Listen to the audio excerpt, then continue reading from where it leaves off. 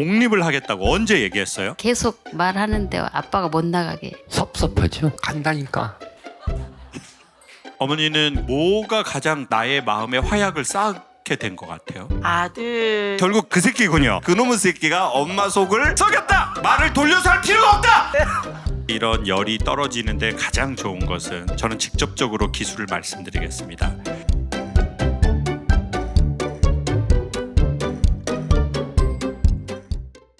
안녕하세요. 60대 부부입니다. 저희의 고민은 요즘 딸 30대인데 독립해서 나간다고 합니다. 못 나가게 하는 아빠 때문에 힘듭니다. 나간다고 집은 계약했어요. 어디 계실까요? 우리 60대 오셨군요. 아이고야. 우리 어머니 딸이 30대인데 요 딸 하나입니까? 둘이요. 둘? 그러면 이 딸이 큰 딸입니까? 작은 딸입니까? 작은 딸이요. 큰 딸은 이미? 갔어요. 가서 잘 살고 있어요. 예, 갔다고 해가지고 조금 순간 또 마음이 무거웠는데 결혼해서 밝은 잘 살고 겁니다. 있습니다. 예, 네. 밝은 시집 가서 네, 잘 살고 잘 살고 있다라는 얘기고 있습니다. 네. 우리 두 번째 딸이 이제 30대인데 네. 독립을 하겠다고 언제 얘기했어요? 계속 말하는데 아빠가 못 나가게 해요. 아빠가 못 나가게. 네. 아빠가 못 나가게 하시는 어떤 가장 큰 이유는 어떤 걸까요? 캥거루처럼 계속 끼고 살려고 그래요. 딸을. 네. 딸을. 또 아빠는 그럴 수 있죠. 우리 아버님 계속 우시네. 캥거루가 아빠 배를 찢고 나가려고 그래가지고 지금 아빠가 배가 아파가지고 막 너무 울고 계신데. 시집을 곧 갈 것 같은데 시집 갈 때까지 데리고 있고 싶다고. 시집은 언제 간대요? 1년 안에 갈 것 같다고.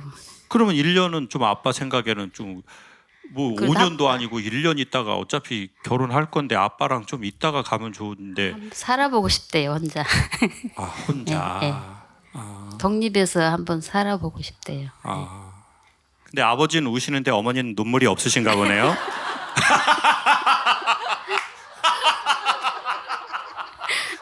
아버지는 계속 지금 우시고 엄마는 살아보고 싶대요. 지가 살아보고 싶다고 그러더라고요. 지가 살아보고 싶대. 딸 아빠한테 딸은 또 다르잖아요. 딸이라는 존재 자체가. 최근에 들었어요, 저는. 최근에 네. 그 말 들으셨을 때 어떠셨어요? 많이 힘들죠. 잠도 안 오고. 잠이 안 오고요. 어머니는 잘 주무셨죠? 그 마음은 어떤 마음입니까? 저는 아직 아버님 같은 입장은 아니니까. 섭섭하죠. 섭섭하다. 제가 외국에서 애들 공부시키러 5년 동안 있었어요. 짐 싸고 가고서 다. 그러니까 데리고 다녔었는데 간다니까.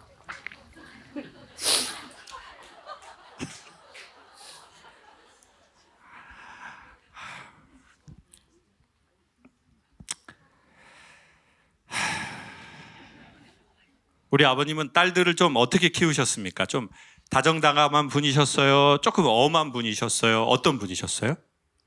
다정다감이죠. 우리 큰딸 애기들이 지금 이름이 다정다감이에요.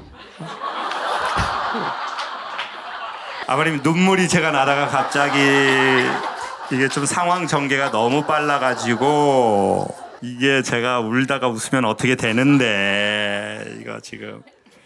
저는 유치원 때부터 애들을 등교하게 시켰어요. 그러면 그때 기억이 지금 다 있으실 텐데. 있죠. 그쵸?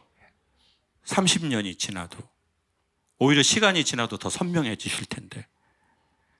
근데 어느 날 그 애가 이렇게 컸고 좀 아빠랑 조금만 더 있으면 좋을 것 같은데 독립하겠다고 그러고. 따님은 근데 왜 독립하려고 하는 것 같아요? 이제 결혼도 얼마 안 남았는데? 모르겠어요. 저는. 물어보진 않으셨어요? 아니 같이 제가 일을 좀 도와주는데요. 갑자기 그냥 독립한다고 그러더라고요. 지금 저쪽에서 뭐라 했지? 애인. 지금 그렇지 않아도 아버님 울고 계신데 거기다가 애인 이걸 해야 되겠어요? 근데 아버님 제가 여기서 이런 생각합니다. 저에게 물으신다면 여기서 고삐를 놔주셔라. 그래서 자기가 가고 싶은 대로 막 가게 해라. 그래야 돌아온다. 근데 여기서 이 말이 나가려고 할 때 아버지가 딱 죄잖아요. 그러면은 이 서로 이렇게 되잖아요. 이 힘싸움이 나올 거거든요. 네. 그리고 아이가 더 커지면, 시간이 더 지나면 아버지에게 더 안 돌아올 확률이 높다. 그러니까 지금 나가려고 할 때 고삐를 쫙 놔주시고 이 달리는 말 뒤로 당근을 대가리로 탁 던지고 먹어라! 지원을 최대한 해주실 수 있는 범위 안에서 해줘 버리셔요. 집기 필요하다 그러면 아버님이 사주세요. 안 가고 싶대요? 아, 그러시겠죠. 안 가시면은 거기서 딸이 더 그리워할 여력이 없어져 버려요. 그리고 미안함이 생겨버릴 수도 있어요. 그리고 마음이 편하지도 않아. 애가 착하니까. 그리고 내가 아빠한테 너무 모질게 하는 거 아닌가? 그러면은 오히려 지금 가서 더 사주고 너 뭐 필요하냐? 그리고 아빠가 너 애인이 못 들어오도록 좀 집 밖에 있어야 되겠다. 눈에 넣어도 아깝지 않을 내 딸을 이 상넘어 새끼가 아주 그냥 요렇게 하면 더 안 온다. 놔주셔라. 그리고 지원해 주시고 그러면 딸이 다 알 겁니다. 다 자기의 때가 있나 봐요. 아버지의 얼굴이 보일 나이가, 어머니의 얼굴이 보일 나이가. 부디 부모님이 살아계시고 조금이라도 건강하실 때 갱년기를 지나는 부모님의 얼굴이 보였으면 좋겠습니다. 왜냐하면 인간의 시간이 그리 길지 않고 부모와 자식의 시간이 교집합을 이룰 날도 안타깝게도 오래되지 못해서 그런 것 같아요. 그래도 또 자식은 자식의 시간대가 있으니 우리 아버지가 따님한테 진짜 메시지 한번 해주세요. 니아야.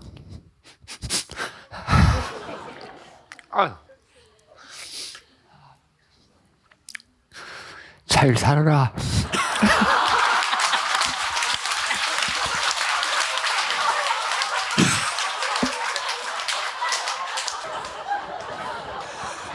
아버님, 제가 우리나라에서 제일 연기 잘한다고 생각하는 분 최민식 배우님인데 전 순간 그 배우님보다 더 뛰어난 배우님의 그 한마디에 모든 우주가 담겼네요.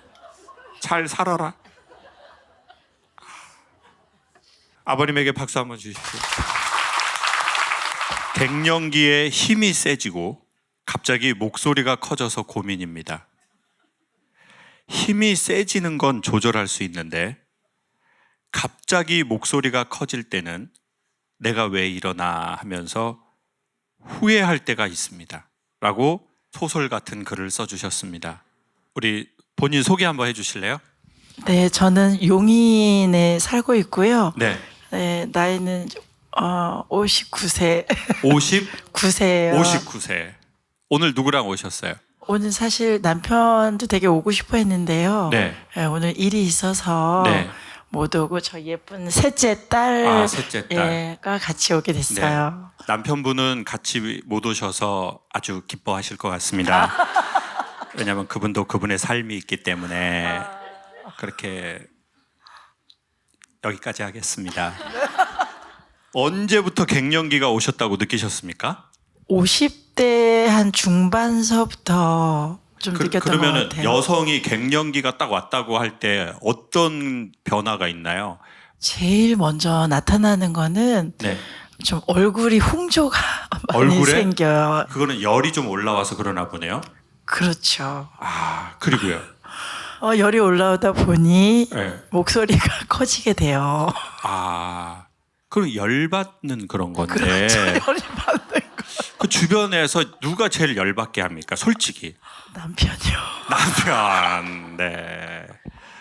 그분이 오늘 안 오신 데는 다 이유가 있습니다. 세상에 이유 없는 게 없잖아요.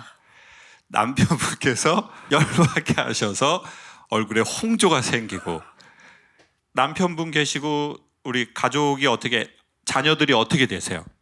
딸 셋에 아들 하나예요. 그러면은 우리 내 자녀들은 우리 어머니 속을 별로 안 썩이고 좀 이렇게 성장해 줬나요? 네, 첫째 딸, 둘째 딸, 셋째 딸 너무 예쁘게 잘 성장하고 결혼을 해서 남편도 이제 다 만나고 셋째 딸이 이제 5월 30날 결혼식을 하게 돼요. 아우 축하드려요. 아, 5월 네. 30일 날 결혼한대. 그러면 아이들은 별로 힘들게 한 게 없으시고 우리 어머니께서는 뭐 때문에 좀 참으신 것 같아요. 이렇게.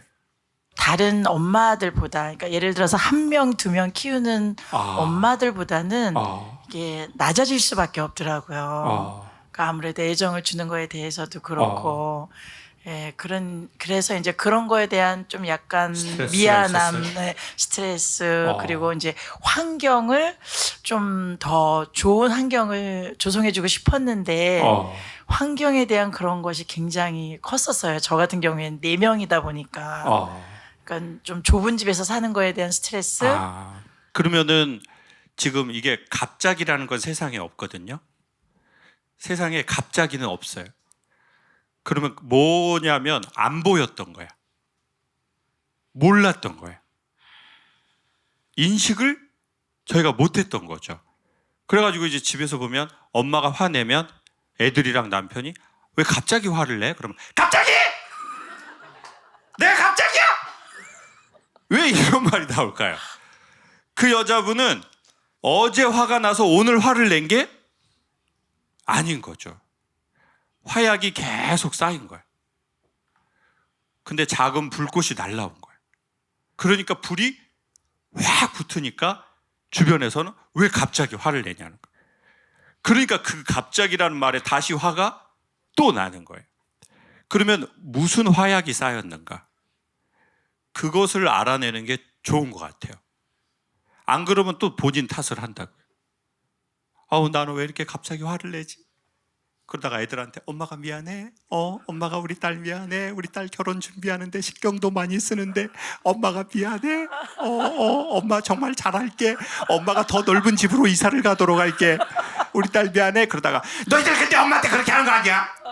그러니까 이제 엄마가 지킬 박사 하이드가 되는 거야. 그러면 이제 엄마도 정신을 차리고 내가 왜 이러지? 내가 왜 이렇게 갑자기 애들한테 화를 냈다가 또 미안하다가 사과를 했다가 또 화를 냈다가 진짜 왜 이러지? 그래서 이거 해결에 도움이 되는 것은 그 화약고가 무엇으로 인해서 우리의 마음에 쌓이게 됐는지를 우리가 1번 알아주는 것 같아요. 어머니는 뭐가 가장 나의 마음에 화약을 쌓게 된 것 같아요? 딸들은 예쁘게 잘 성장했어요. 딸은 예쁘게 네, 성장했고. 근데 이제 아들 때문에 결국 그 새끼군요. 자, 결국 그놈의 새끼가 지금 딸들은 다 잘 성장을 했는데 그놈의 새끼가 엄마 속을 썩였다. 네. 말을 돌려서 할 필요가 없다. 네. 근데 어머니가 너무 교양 있고 인격적인 분이다 보니까 말을 뺑글뺑글 돌려서 하다 보니까 화약이 더 쌓였다. 그 아들이 막내 아들입니까? 네, 막내 아들이에요. 지금 뭐 학생인가요? 네, 지금 대학생 아들은 군대 갔다 왔나요? 그거를 받은 상태예요. 군대에서 오라고. 네. 근데 아드님이 조금 엄마 속을 썩였나요? 많이 속였죠. 그래요. 그러면 지금 어머니의 이런 열이 떨어지는데 가장 좋은 것은 저는 직접적으로 기술을 말씀드리겠습니다. 해병대를 지원하는 겁니다.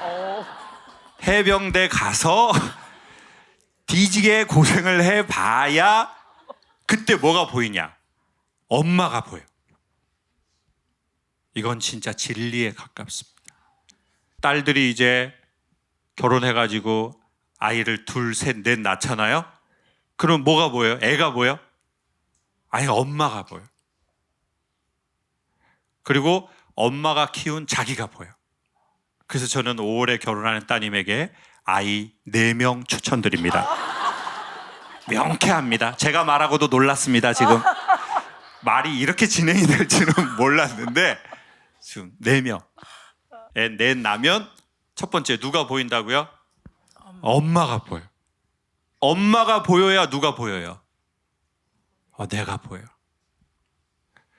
거듭 말씀드리지만 엄마나 아버지가 보이는 것은 효도의 개념이 아니라 비로소 자기가 보이는 시작이라는 거죠. 어떻게 할 때 부모가 보이냐?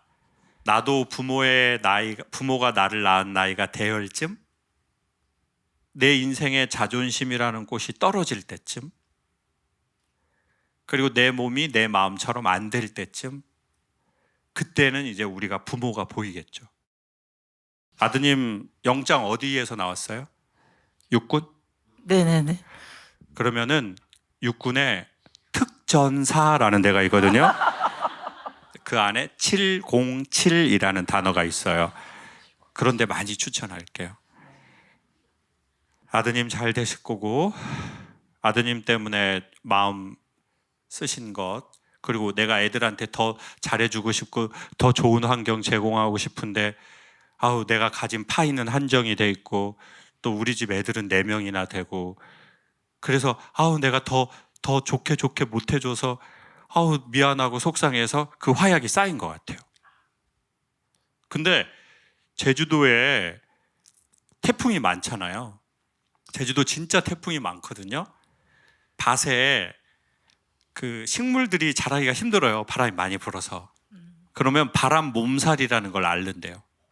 그래서 바람 몸살을 막기 위해서 제주도 사람들이 밭에다가 뭐를 해요? 돌로 밭담을 쌓아요. 근데 그 돌 어디서 났어요? 그렇죠, 밭에서 났어요. 왜냐하면 제주도가 화산섬이라서 돌이 많거든요. 그래서 제주도는 농사 짓기가 좀 어려운 땅이에요. 근데 어느 날 보면, 태어나서 보고 결혼해서 보면 내가 우리의 자녀를 양육하기에 녹록치 않은 데에서 아이들을 키운다라는 느낌이 들 때가 있어요.